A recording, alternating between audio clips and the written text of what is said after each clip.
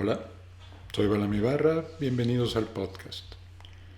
Nos gusta creer que pensamos por nosotros mismos, que tenemos libre albedrío y que estamos conscientes de todos los procesos mentales que usamos para tomar decisiones. Nos encanta esa sensación interna de libertad. Así es, nos gusta tanto que ni siquiera nos importa que sea falsa, casi siempre. Muchas de nuestras decisiones están dictadas por una especie de guión inconsciente que nosotros no escribimos y que si lo conociéramos seguramente no nos gustaría mucho. Sin embargo, estamos obligados a seguirlos, nos guste o no. Es un guión muy poderoso porque es emotivo. Toca las fibras más profundas de nuestras emociones como el miedo, la esperanza, la rabia, la pertenencia, sin hacer ruido, invisible. Lo inquietante es que buena parte de este guión no es espontáneo, no surgió en tu mente de repente como un producto original de tu pensamiento libre. Alguien lo escribió, pero no necesariamente fuiste tú. Realmente casi nunca eres tú. Desde hace siglos los humanos hemos practicado el arte de la manipulación. Hay quienes dicen que nuestra inteligencia evolucionó, al menos en parte, impulsada por la urgencia de manipular mejor a otros y para defendernos bien de las manipulaciones de los demás. Hemos perfeccionado el arte de dirigir la atención, de distorsionar la percepción y moldear la conducta de otros. Y tenemos harta práctica. Los sofistas griegos, por ejemplo, lo hacían a través de la retórica. Los regímenes totalitarios con propaganda y hoy lo hacen mercadólogos e ideólogos a través de algoritmos que conocen tus hábitos mejor que tú.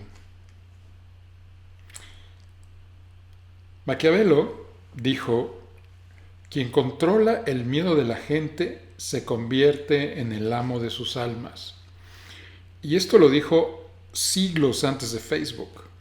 Imagínate cómo estamos ahora, ¿no? La manipulación no es ni ha sido una excepción. La manipulación es una estrategia integrada a los procesos cognitivos humanos. Así de plano. Somos una especie manipuladora y en consecuencia manipulable. Hace 50.000 años la manipulación era útil a los grupos sociales. Los mejores manipuladores del clan eran por regla general los más inteligentes, los mejores líderes, podríamos decir. Además, todos los miembros del clan tenían más o menos las mismas herramientas para manipular: la palabra, la fuerza y un acceso más o menos equivalente a la información relevante. Las cosas han cambiado muchísimo y nuestro pobre cerebro paleolítico, inserto en la tecnología del siglo XXI, es de verdad como un pez fuera del agua. Nuestra capacidad de manipular es infinitamente menor, por ejemplo, que la de los políticos, los líderes religiosos, los programadores de la inteligencia artificial, los psicólogos sociales y otros profesionales de la conducta humana como los mercadólogos. No tenemos mucho cómo defendernos de las herramientas manipuladoras y tecnológicas del día de hoy.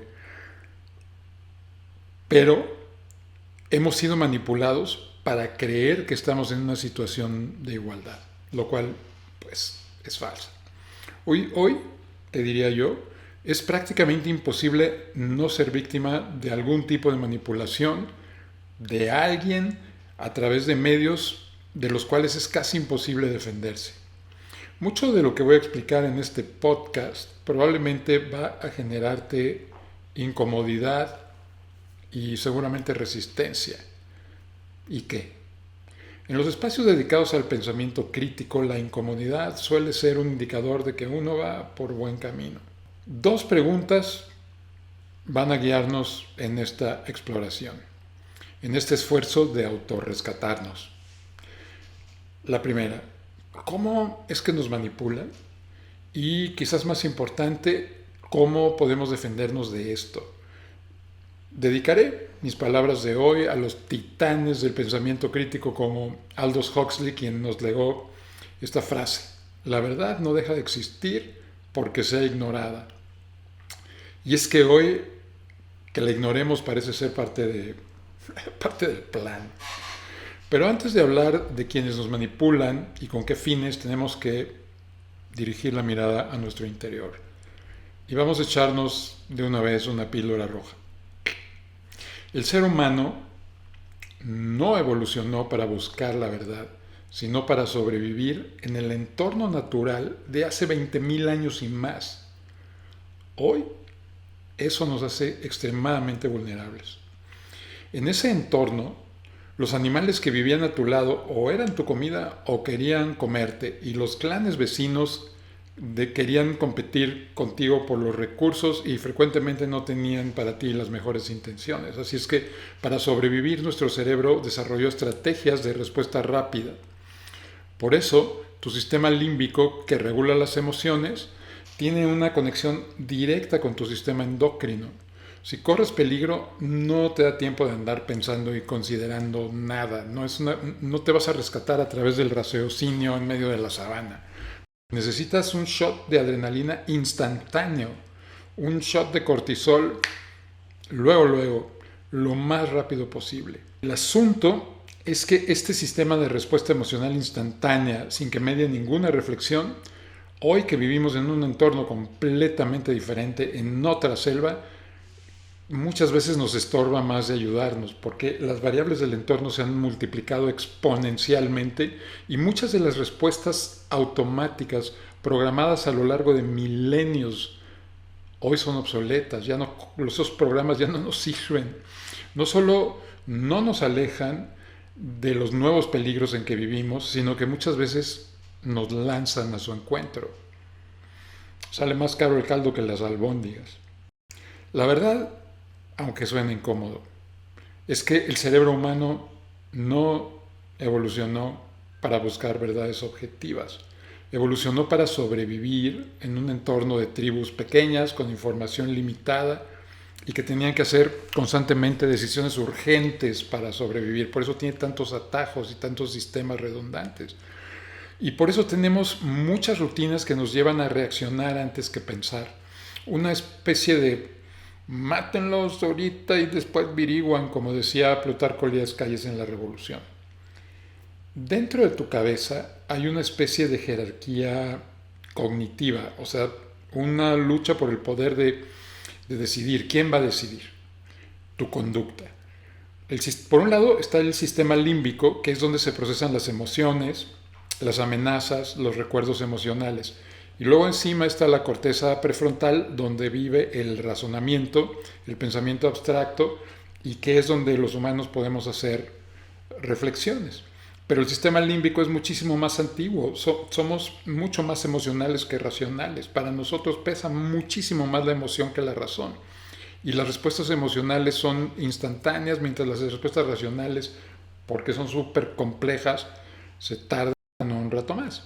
Entonces, cuando algo nos provoca miedo, indignación, sorpresa o deseo, la amígdala, una estructura que está en el sistema límbico, reacciona antes de que la corteza prefrontal ni siquiera se haya dado cuenta de qué está pasando. Siempre, esta es una regla, primero se siente y luego se piensa. En eso se basa el interesante título del libro de Antonio Damasio, El error de Descartes, porque Descartes decía, pienso, luego existo, y Antonio Damasio decía, no, piensas antes de existir, sientes antes de existir. Y esto nos hace muy vulnerables, porque los procesos manipulativos están siempre diseñados para anclarse en nuestras emociones y sentimientos. Es un proceso muy eficiente porque para controlar tus reacciones emocionales solo hace falta que veas una foto estratégica o que leas en algún medio en el que tú confíes un encabezado escandaloso, aunque diga puras mentiras. Tú te enganchas con eso y ya te tienen en el puño. Manipular al sistema lógico racional es mucho más difícil, lleva años. Y esto lo podemos ver en los experimentos que se hicieron con las juventudes de Hitler y hoy en los estados teocráticos de muchos países, ¿no? La manipulación emocional es mucho más fácil porque no necesita argumentos. Lo único que hace falta, como te digo, es una imagen, por ejemplo, acompañada de una frase simbólica que esté diseñada específicamente para poncharte uno de los botones que detonan tus emociones, un trigger, como se dice hoy en día. Por ejemplo, un video de alguien insultando lo que tú amas, o una imagen de unos niños sufriendo. Esto ya trae una carga emocional a la que es muy, muy difícil resistirse. Con eso, basta. Así de frágil es nuestra resistencia a la manipulación. Y esto es así porque se ajusta a la arquitectura evolutiva del cerebro. Para ahorrar energía, nuestro cerebro usa una especie como de atajos mentales que llamamos heurísticas. Son como las reglas rápidas para decidir sin pensar demasiado, porque en una situación de emergencia es lo que hace falta. No sobrepensar, pues te cuesta la vida, ¿no? Algunas de estas heurísticas todavía son muy útiles, pero otras de plano sería mejor ya no tenerlas. Te voy a dar algunos ejemplos de heurísticas. Una de ellas es la que se llama la heurística de disponibilidad. Si algo está en tu mente, o sea, si lo tienes metido en tu cerebro y le estás poniendo atención, como scrollear en tu teléfono y ver un montón de noticias que tienen que ver con la violencia, con la corrupción, con la guerra, con el fuego, con las armas, con las traiciones de los líderes, con los conflictos internacionales. Tú tienes la idea, te quedas con la idea de que esto es mucho más frecuente y más común de lo que es en realidad. O sea, tu cerebro queda engañado de que ese segmento pequeño de la realidad que estás viendo es toda la realidad. Entonces, cuando te enfocas en un pedacito de lo que está pasando en el mundo y ese pedacito está teñido en sangre, tu imaginación te lleva a la conclusión falsa de que el mundo es un océano de violencia donde no hay absolutamente nada que rescatar. Te valen gorro los datos. Hay otra heurística que se llama heurística afectiva, que tiene que ver con las valencias que le ponemos a las emociones que sentimos. Si algo te hace sentir bien, lo consideras verdadero. Y si algo te hace sentir mal, generalmente lo rechazas. Y esto es muy complicado porque la realidad en muchas ocasiones casi siempre contradice la versión que tú tienes de ella anidada en tu cabeza. Entonces te incomoda y no te gusta y no le das a los hechos el peso que merecen porque los consideras falsos y prefieres las mentiras que se parecen al discurso que tienes ya previamente y te hace sentir bien. Y finalmente tendríamos la heurística de autoridad, que es que si lo dice alguien a quien tú respetas o quien tú crees o parece muy serio e informado, le das un crédito que muchas veces no se merece. Pero no nomás es eso. Ojalá nomás fueran las heurísticas. A eso le tienes que sumar lo que llamamos los sesgos cognitivos, como el sesgo de confirmación, que te obliga inconscientemente a darle más mérito a los argumentos que se parecen a tus opiniones previas. No importa que esos argumentos no tengan ninguna evidencia que los soporte. La evidencia te vale gorro. Como te acabo de decir, el cerebro no evolucionó para ser filosófico. El cerebro evolucionó para que no te maten ni las tribus vecinas ni los dientes de sable y para que no se te escapen los mamuts que tienes que cazar o los venados o los conejos que te vas a comer. La reflexión viene muchísimo después en el orden jerárquico de las prioridades del cerebro. Entonces, pues ahí estás, ¿no? Queda muy claro. Hay otro sesgo que es el sesgo de pertenencia, que es la necesidad urgente que tenemos de ser aceptados y donde las leyes morales, las normas que tiene el grupo, aunque sean totalmente destructivas, poco éticas e infames, si te dan una sensación de seguridad y de pertenencia, de que vas a ser protegido por el grupo, la verdad otra vez te vale gorro, la ética te vale gorro y tú tienes una predisposición natural a seguir las reglas morales del grupo en el que te encuentras. Hay otro sesgo que se llama sesgo de anclaje, que es que toda información la información que tú recibes primero sobre cualquier tema se vuelve el punto de partida para evaluar todas las demás. Estos sesgos que tenemos no nos hace débiles mentales. Son los procesos cognitivos de nuestro cerebro, que han evolucionado a lo largo de millones de años, que eran súper efectivos en un entorno. No es una falla catastrófica, es evolución. Por eso, lo que ocurre es que cuando tú estás en un estado emocional exacerbado y no tienes las herramientas cognitivas que se desarrollan ex profeso para detenerlo, para contener tu emoción, un video manipulado y tramposo puede indignarte a niveles extremos y sientes esta necesidad de hacerlo viral, que todo mundo se entere, que todo mundo sienta lo que tú sientes, y ni siquiera se te ocurre pensar que es falso, de que alguien lo hizo con intereses oscuros, alguien a quien tú no le importas un pepino y que lo único que quiere de ti es que seas su bot humano. Esta es la realidad cognitiva, no son cosas que yo me invento.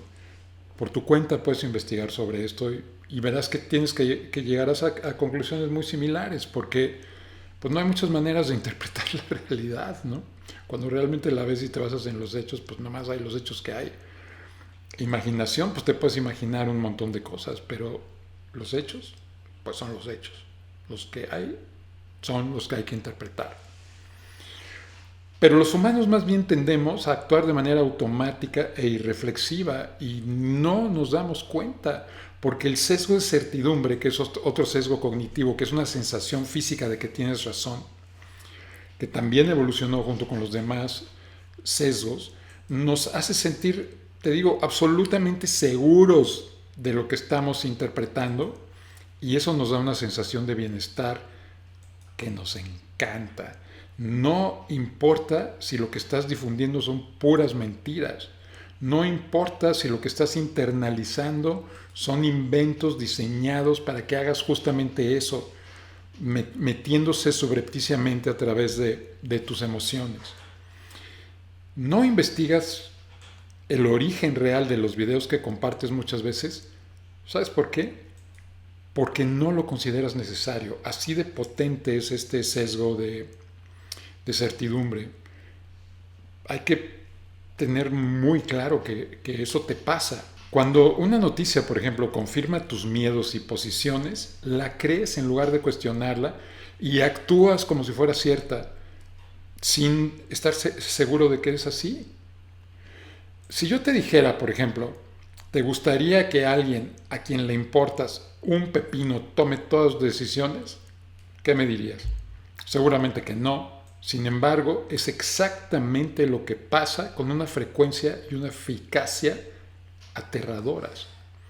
Date cuenta de que es muy probable, altísimamente probable diría yo, de que alguien más esté tomando diariamente decisiones por ti.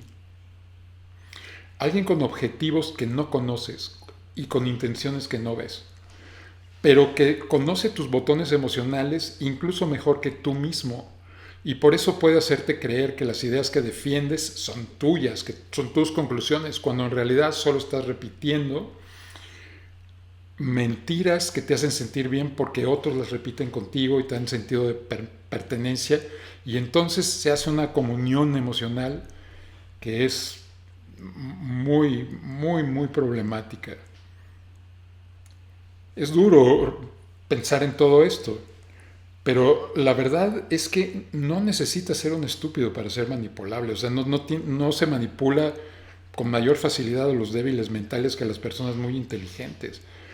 Con que seas humano, basta. Eres manipulable. El problema no es que tengamos emociones, eso es una cosa fabulosa. El problema es que no estamos conscientes todo el tiempo de cuándo nuestras emociones ya agarraron el volante y están manejando el carrito de nuestra vida.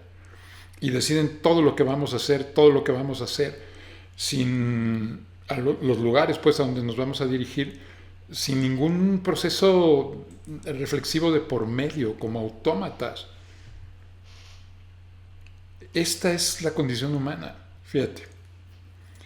En solo 13.000 años, que es un suspiro en términos evolutivos, sacamos a nuestro cerebro paleolítico del entorno donde se adaptó por millones de años literalmente y lo metemos en el entorno en el que estamos viviendo hoy. Claramente tiene una bola de puntos ciegos que son muy fáciles de explotar con las tecnologías que hoy tenemos. Muy pocas probabilidades tiene este pobre cerebro de ser libre y de existir a plenitud. Pero bueno, hasta ahora hemos hablado, digamos, de lo que sería el escenario donde se lleva a cabo la manipulación. O sea, un cerebro que busca atajos de manera natural, que prioriza de manera natural también la emoción sobre el análisis, que se aferra a su tribu de manera automática y que rechaza todo lo que lo contradice y lo incomoda. Pero vamos a ver en ese escenario qué obra se está representando, quién la escribió y para qué la escribió. La obra podría llamarse La Guerra de las Ideas. Y esta guerra, como todas, pues se pelea con armas. Nada más que en este caso las armas son algorítmicas, silenciosas, invisibles, legales, eso sí. Y muchas veces las celebramos incluso como un camino a la liberación y un avance tecnológico. Pero en esta guerra se disputan dos cosas. El territorio que se quiere conquistar, pues, tiene dos provincias. Uno es tu atención y el otro es tu conducta. Como en todas las guerras, obviamente alguien saca raja del sufrimiento de los demás. Vamos a hablar primero de la atención. Cada segundo que tú pasas mirando una pantalla, te vuelves rentable para alguien. Le vendes, le regalas tu atención y él te saca lana. Para retenerte, para que pases el mayor tiempo posible atento, los algoritmos que gobiernan a las apps que te encantan tienen que activar tus emociones porque eso es lo que hace que te quedes ahí. No tu razón, casi nunca. Son más bien las emociones. A este proceso se le llama economía de la atención. Los algoritmos de redes sociales no premian lo verdadero, premian lo que se hace viral. Y lo viral casi siempre es más emocional que otra cosa. Nos encanta lo que nos indigna, lo que nos asusta, lo que nos hace reír, lo que nos divierte y no tanto lo que nos hace reflexionar, aunque también hay una cancha para eso, sin duda. Pero en general las publicaciones moderadas, equilibradas y que tienen fuentes confiables no compiten bien contra una montaña rusa de emociones. El otro territorio que la guerra por las ideas quiere conquistar es tu conducta, que tú hagas lo que es conveniente para los grupos que diseñan estos algoritmos o que diseñan el contenido emocional manipulativo que va a través de ellos. Hay un ejemplo, a lo mejor te acuerdas de él, en que el papel protagónico o uno de los papeles protagónicos en un genocidio propiamente fue el algoritmo de Facebook. Y fue cuando en Myanmar el ejército birmano estaba tratando de limpiar étnicamente a los rohingyas en Myanmar. Esto no es una exageración retórica, es un hecho documentado. Facebook fue usado como una plataforma estratégica para incitar a la gente a la violencia, propagando desinformación y descaradas mentiras en contra de este grupo minoritario. Vamos a ver qué fue lo que pasó porque importa a lo que estamos investigando. Entre el 2016 y el 2018, durante una campaña militar ilegítima contra los rohingyas, que la misma ONU calificó como un ejemplo de texto de lo que es una limpieza étnica, la plataforma de Facebook se utilizó a través de cuentas falsas vinculadas con el ejército birmano, muchas de ellas, donde se publicaron de manera estratégica y sistemática noticias falsas, rumores, discursos de odio y mentiras que aterraban a la población para justificar la deshumanización de los rohingyas. El algoritmo de Facebook, que está diseñado para maximizar la interacción, o sea, para tener el máximo número de gente viéndolo por el máximo tiempo posible, enganchó las emociones más bajas de este conflicto y a través de mensajes que se difundieron en él, se enardecieron a miles de personas lo suficiente, o sea, los condujeron a emociones absolutamente destructivas y mataron a muchísima gente. En 2018, Facebook mismo pidió un reporte independiente para ver qué fue lo que pasó y tuvieron que aceptar, y mira, para que Facebook acepte, una de estas empresas gigantescas acepten culpas de nada, que su plataforma había sido usada para promover la violencia genocida. Y ellos mismos, ese mismo año, tuvieron que declarar: no estábamos haciendo lo suficiente para ayudar a evitar que nuestra plataforma fuera utilizada para fomentar la división y la violencia. No estaban haciendo lo suficiente. Pues que se lo digan a los sobrevivientes de esto, que aún están llorando a sus miles de muertos, ¿no? El algoritmo nos puede manipular porque nos conoce. Las plataformas no te dicen qué pensar propiamente, pero al darte justo lo que saben que te gusta escuchar, con lo que simpatizas, aunque sea falso, y aunque no sepas exactamente por qué te gusta, o si ese gusto y consumir ese contenido es bueno para ti y para tu sociedad, ahí te lo dan, porque lo que quieren es que ahí te quedes. Y si la emoción está generada por grupos que quieren tu apoyo de manera ilegítima para avanzar causas que no sabes ni cuáles son, pues ya tienes ahí la tormenta perfecta, ¿no? Porque los algoritmos generan información sobre ti. Saben cuánto tiempo miras un video, qué clase de video, qué palabras en ese video te emocionan más, qué tono de voz te conmueve, qué tipo de fisonomía te gusta más, qué música te atrae y qué conjunto de cosas facilitan que te quedes más tiempo en la observación de cualquier video. O sea, construyen un perfil psicológico en el cual se basan para crear una realidad virtual que te alimentan, o sea, que te dan, que te presentan en una burbuja. O sea, no te muestran el mundo en su diversidad. Te enseñan una burbuja diseñada por una inteligencia artificial para ti, basando en un perfil que la propia inteligencia artificial ha creado sobre ti.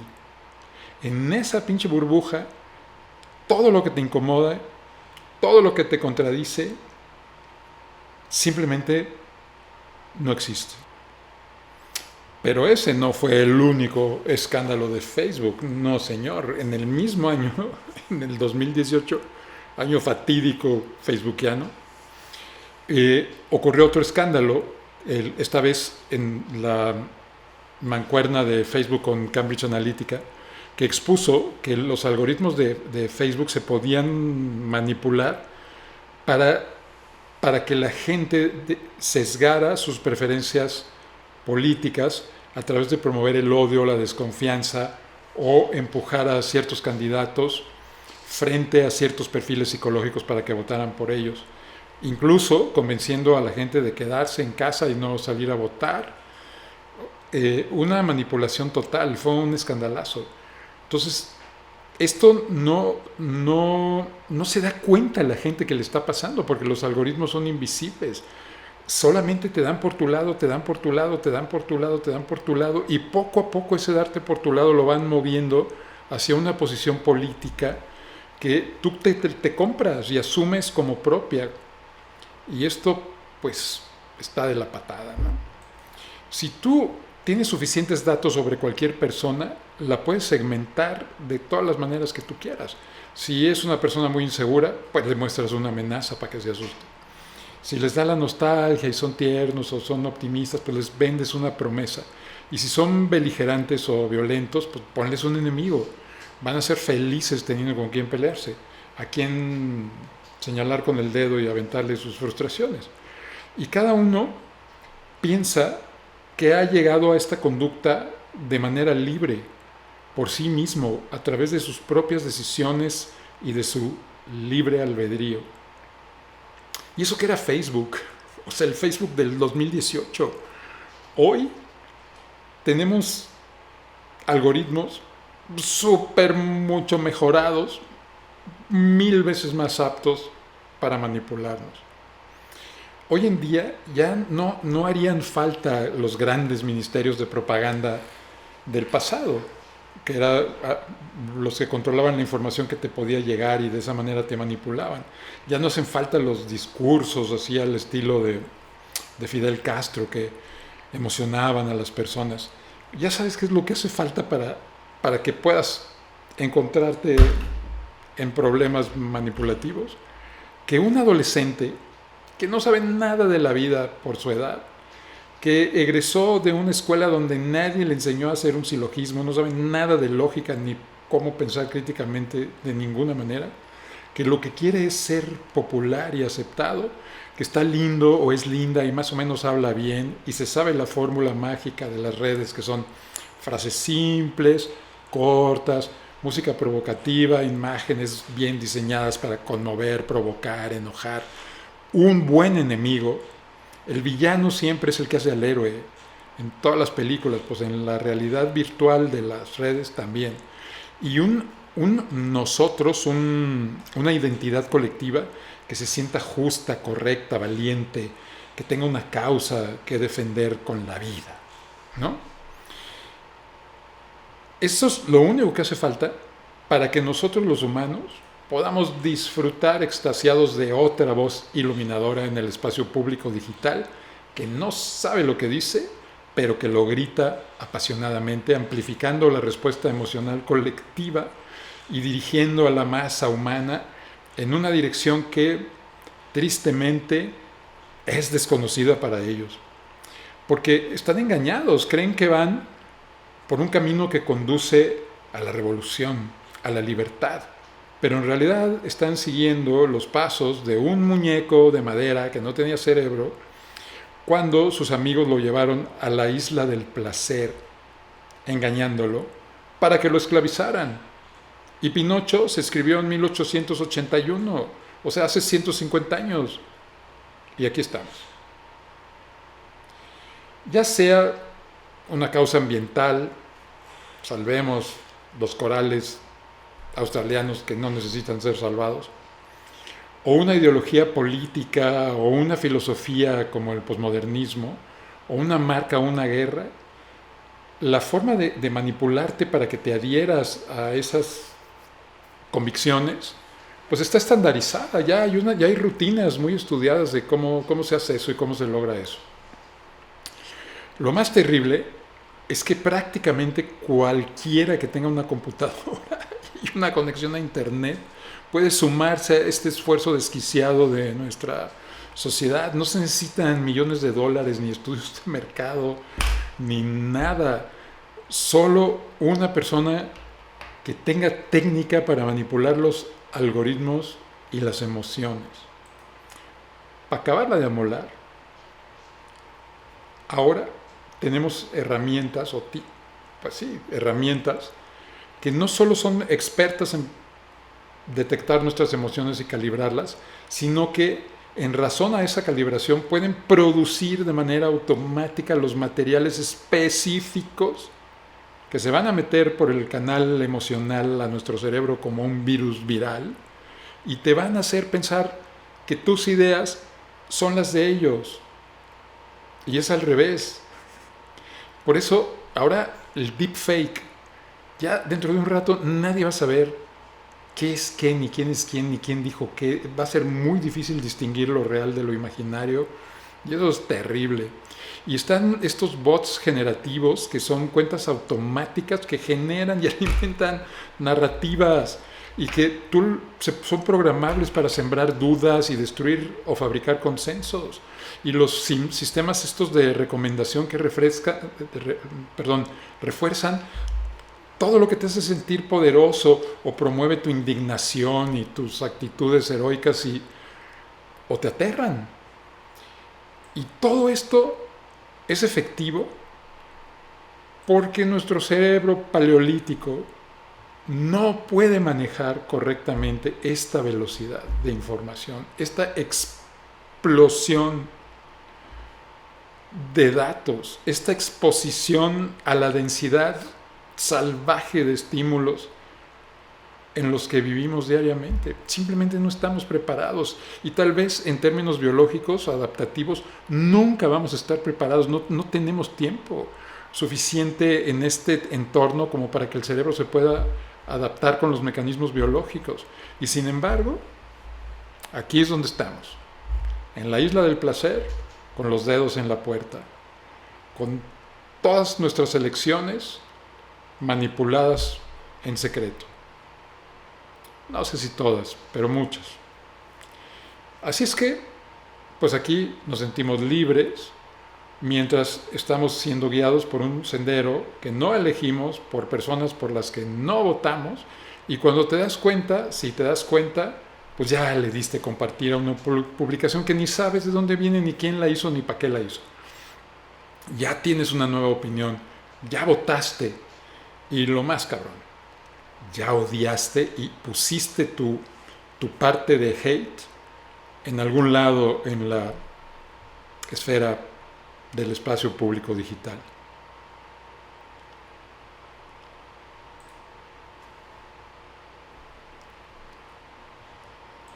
Es bien sabido que la emoción que es clave en los procesos de manipulación social es el miedo. ¿Te has preguntado por qué? Pues porque no puedes pensar mientras estás asustado. El miedo tiene una ventaja evolutiva que hoy se vuelve contra nosotros catastróficamente, y es que cuando tienes miedo tienes que resolver instantáneamente y se interrumpen todos los demás procesos cognitivos, se cierra la empatía, fíjate qué cabrón, se acelera la respuesta emocional, se suprime la duda, o sea, se elige un curso de acción como el único posible y nos volvemos extremadamente simples y reactivos.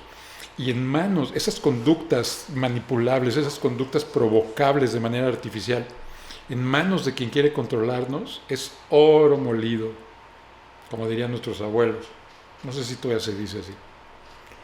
El miedo es la herramienta de poder por excelencia. Eso se ha sabido por siglos.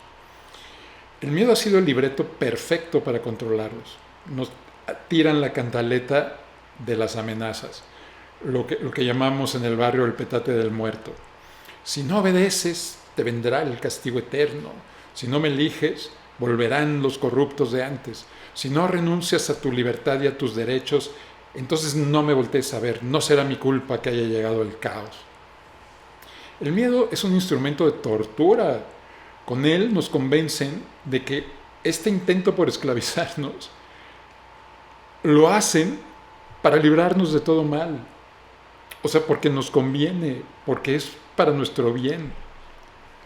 Y les funciona, porque activa lo que más queremos defender y menos queremos perder, que es nuestro cuerpo, nuestra vida, nuestra integridad, nuestra familia, nuestra tribu, nuestro grupo social, el orden que hace predecible la vida, y muy especialmente lo que no queremos perder por ningún motivo es nuestra identidad, aunque nuestra identidad esté influida de muchas maneras por artefactos externos. Hoy, un mensaje viral, una foto, un encabezado, una declaración de un personaje que se hace viral, siembra miedo a escala global. no es en tu barrio, es en todo el mundo. Cosas como,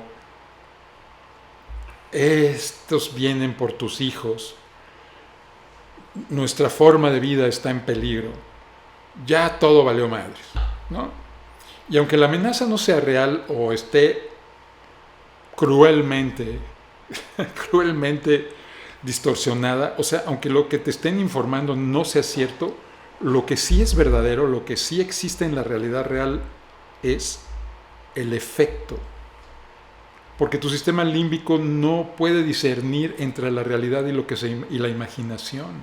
Para eso necesitas el neocórtex, los lóbulos frontales. No estamos equipados para que desde las emociones podamos reconocer lo que es verdadero de lo que es falso. A fuerzas tenemos que procesar esa información en el neocórtex. Y ahí nos sentimos, ahí pensamos, pero cuando estamos asustados, lo único que nos importa es cómo se siente. Y si logran hacerte sentir algo, ya lograron que reacciones. Y si reaccionas ante un miedo infundado y lo consideras verdadero, ya alguien está moviendo los hilos de tu conducta. Y esta arma manipulativa, aterradora, que es el miedo, ¿quién la ha usado a lo largo de la historia? Pues todos.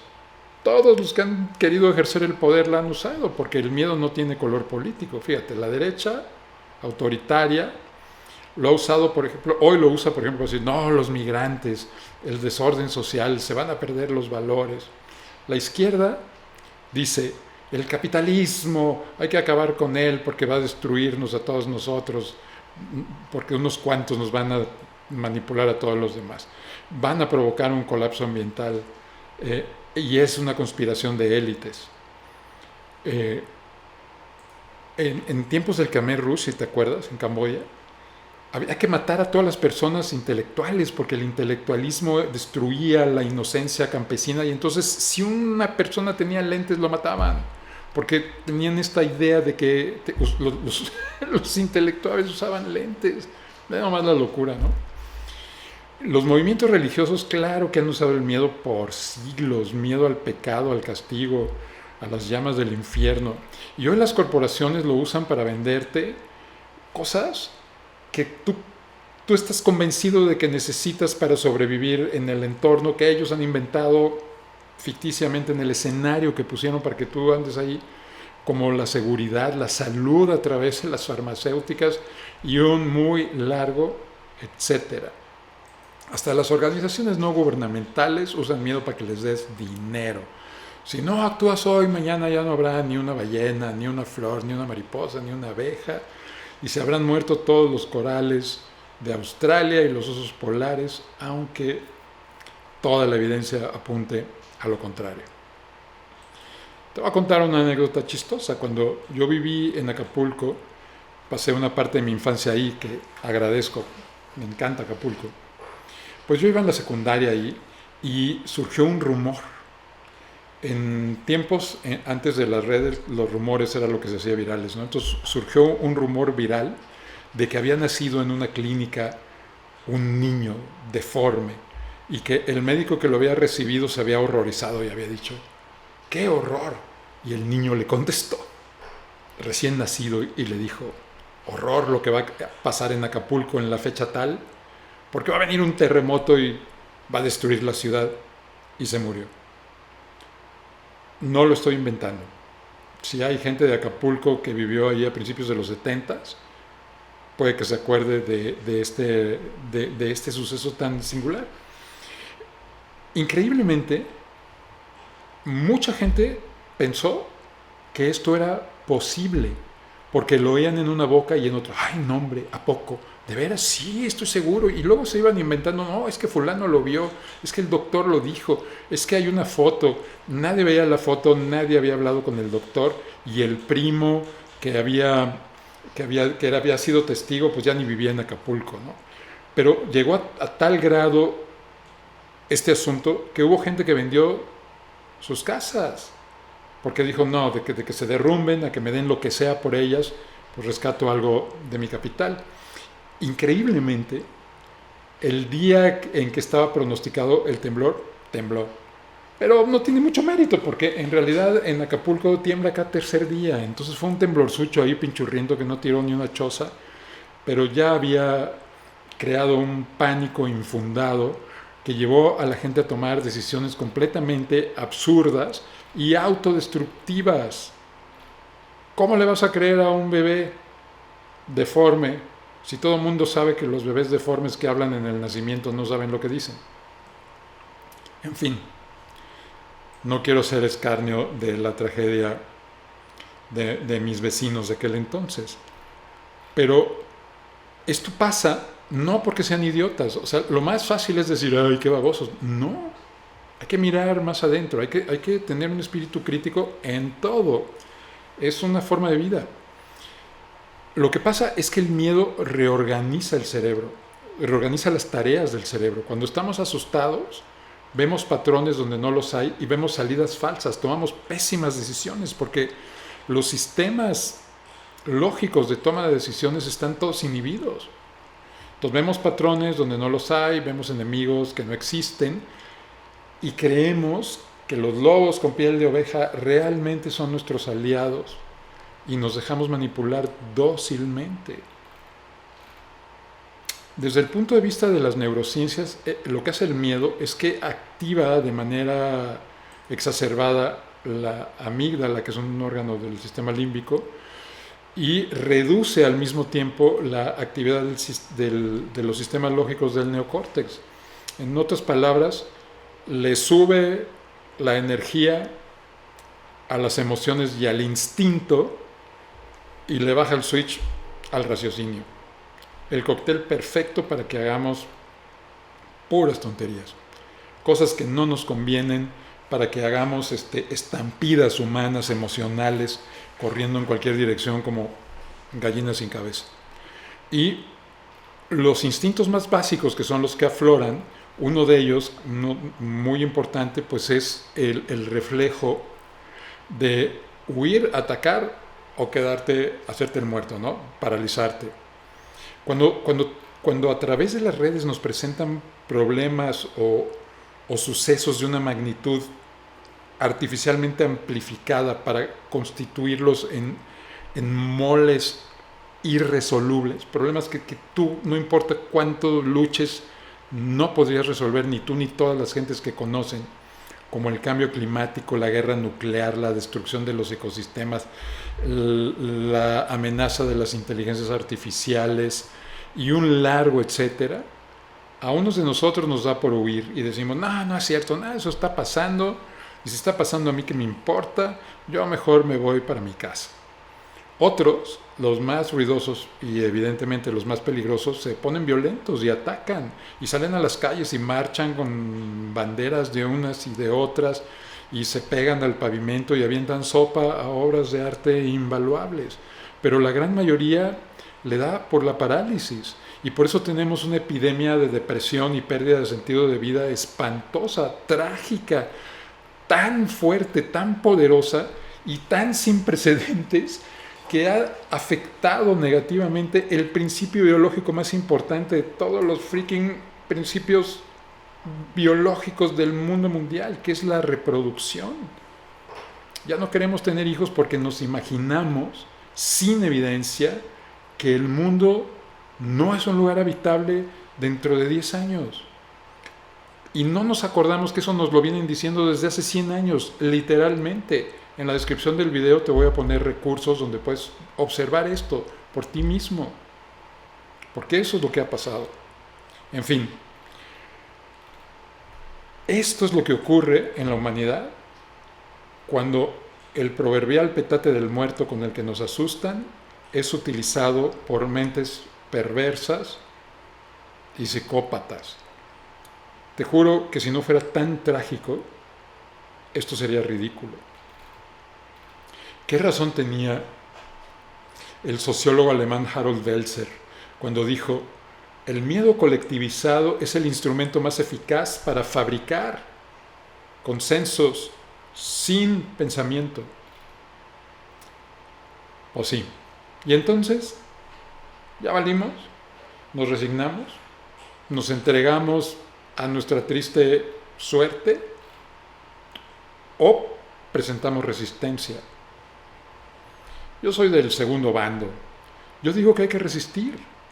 Te propongo que no nos demos por vencidos, que mejor organicemos una revuelta de pensadores críticos, éticos.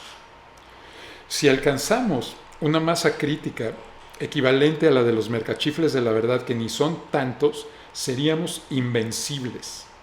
Porque una mente bien entrenada, incorruptible, puede pensar con claridad, incluso en medio de la crisis, cuando todos tienen miedo y tú también, cuando las emociones están a punto de desbordarse y se tiene la habilidad para arrendarlas. Y porque la mayoría de nosotros odiamos que nos tomen el pelo, que nos digan qué hacer, que nos dividan y que nos pongan a luchar unos contra otros como si estuviéramos en el circo romano. Mejor seamos como Epicteto, estoicos, y no como Adriano, asesinos. Así tal cual, es lo que yo propongo. Una armada invencible de pensadores críticos éticos. En serio, en serio, en serio. Yo con eso sueño cuando me da insomnio de ver las dificultades que estamos enfrentando como sociedad y me quedo viendo el techo, digo, hay que organizar un ejército de pensadores críticos éticos. A lo mejor me dices, como me dicen mis críticos posmodernistas, Balam, ¿cómo crees? Eso no va a servir ni va a pasar porque todo está manipulado por las élites, todo. No se puede confiar en nadie ni en nada. Lo mejor es alejarse, lo mejor es tomar una antorcha y quemarlo todo para que de ahí pueda resurgir como el fénix la civilización. Vamos a agarrar el hacha del posmodernismo y con la leña de los metarrelatos vamos a quemarlo todo. Y al diablo, que se lo lleve todo a la fregada y ya luego lo reconstruimos. No. Yo no quiero destruir el legado de mis abuelos que construyeron con tanto amor por generaciones y generaciones para nosotros. ¿Cómo vamos a hacer eso? Si llevo siglos llegar a donde estamos, ¿vamos a empezar de cero? ¿En serio? Yo a eso no juego. Eso no es pensamiento crítico.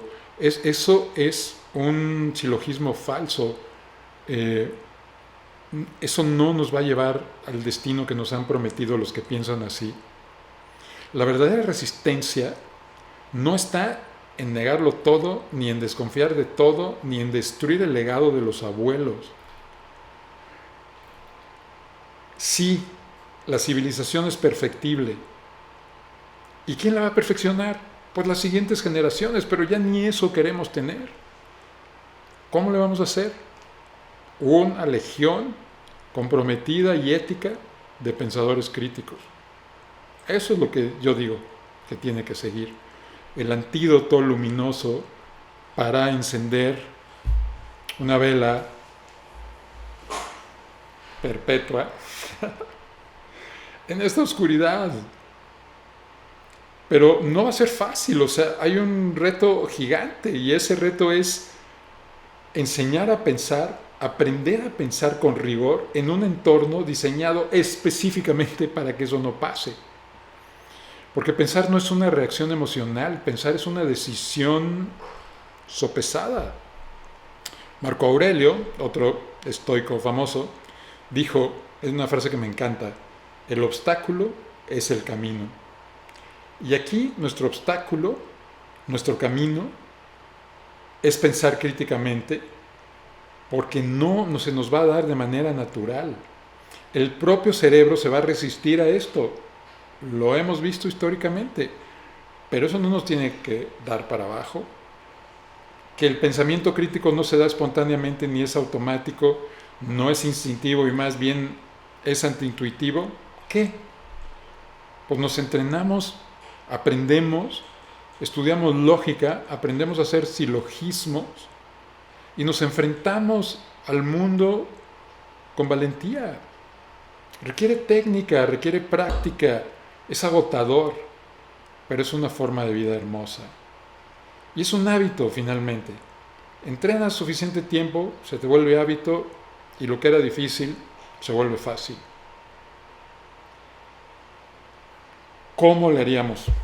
Porque nomás criticar y no proponer. Ahí te va mi kit de primeros auxilios contra la manipulación viral.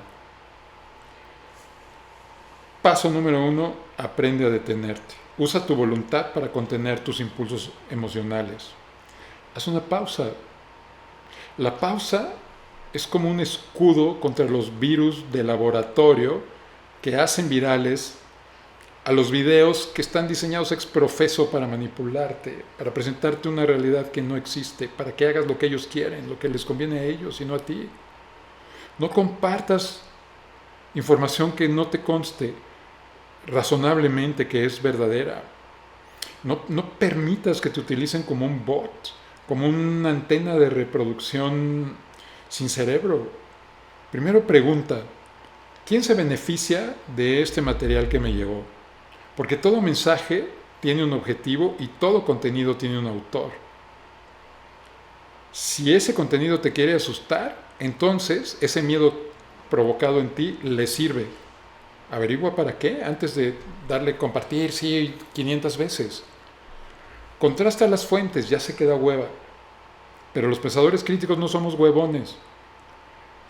Y no es cuestión nada más de agarrarte a leer un montón de cosas, porque te puedes agarrar a leer puras cosas que se parecen a lo que ya creías. El chiste es balancear tus lecturas, no para tener un punto de vista equilibrado, shalala, sino para detectar cuáles son los puntos ciegos en tus narrativas sobre el mundo. Y cultiva los desacuerdos. Los desacuerdos son la onda. No los lleves al nivel de pleitos, al nivel de violencia. Los desacuerdos son lo que te va a enseñar, va a ampliar tu horizonte de percepción de lo que es el mundo y de lo que piensan otros en el mundo y de otras formas de estar que son valiosas como la tuya. Hay un montón de gente que no piensa como tú, pero que quiere pensar contigo. Esa es la mejor vacuna contra el fanatismo, ¿no? Y haz esto, mira, esto sí es clave, fortalece deliberadamente, como vas al gym a fortalecer tus bíceps, pues fortalece tu umbral de ambigüedad. Esto quiere decir que no tengas tanta necesidad de las certezas dogmáticas de los modelos políticos y religiosos que son artificiales, que sí tienen un cierto parecido con la realidad, pero que no son la realidad. Yo hice una vez en Nueva York, me quería subir, era invierno, me quería subir al Empire State, que era, por mucho tiempo fue el edificio más alto de Nueva York, y había dos colas en la entrada, hacía frío ciertamente, ¿no? Una bien cortita y una larga. La cortita te llevaba al elevador y te subías al mirador donde se siente que se mueve el edificio con el viento y tiene los catalejos que puedes ver el río Hudson y te cagas de frío, pero ahí estás. Y la cola larga, ¿sabes para qué era? Para una experiencia virtual de cómo se ve Nueva York desde el Empire State. Y la gente pagaba más caro por ir a ver una película de cómo es la realidad que ir a ver la freaking realidad. Abraza la incomodidad, es uno de los principios estoicos.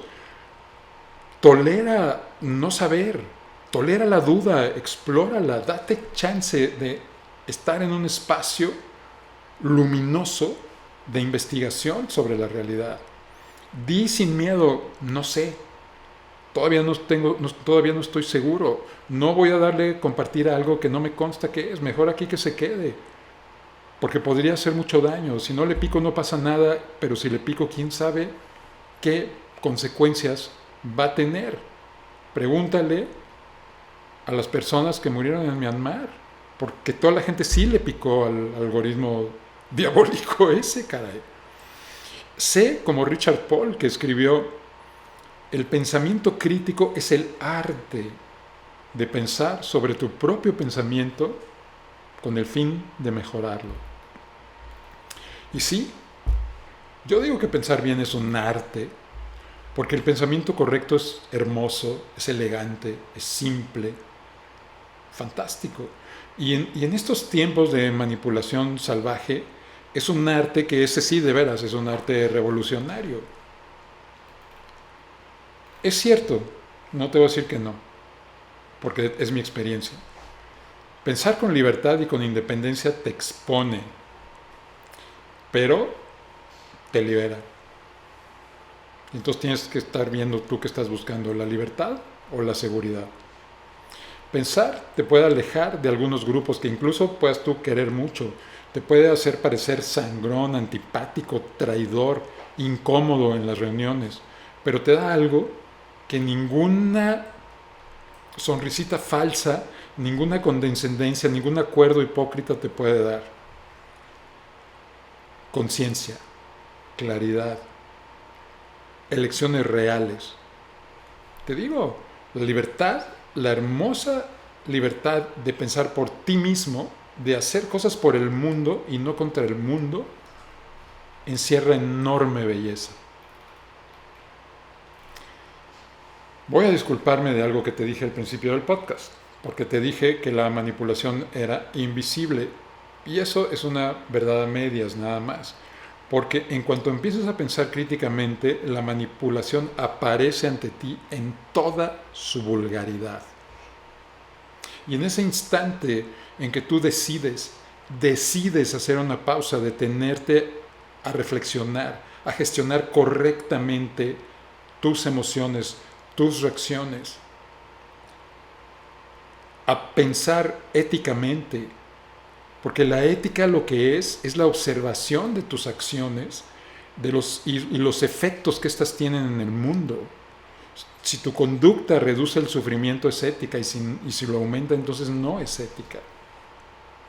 En ese momento luminoso en que por fin estás decidiendo, ejerces el libre albedrío en la única forma en que el libre albedrío se puede ejercer en nuestro cerebro. No desperdicies la oportunidad.